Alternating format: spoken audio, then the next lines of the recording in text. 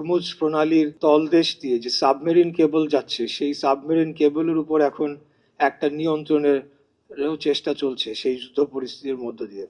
এই সব কিছু বিবেচনায় এবং বাংলাদেশের যে ভৌগোলিক অবস্থান বিবেচনায় আমি মনে করি যে এই টেলিযোগাযোগ খাত অত্যন্ত গুরুত্বপূর্ণ হয়ে উঠবে। দক্ষিণ পূর্ব এশিয়ার যে রিজনে আমরা রয়েছি এবং আমাদের ভৌগোলিক অবস্থান বিবেচনায় অবশ্যই ডাক ও টেলিযোগাযোগ খাতের বিকাশ আমাদের দেশীয় যে কোম্পানিগুলো রয়েছে তাদের বিকাশ, পপুলেশনের দিক থেকে যদি দেখি তাহলে 7th largest country in the world, এবং টেলিকম অপারেটর বা সাবস্ক্রাইবারের দিক থেকে আমরা 20 নম্বরে রয়েছি, অথচ আমাদের সেবার মান রয়েছে অনেক নিচের দিকে।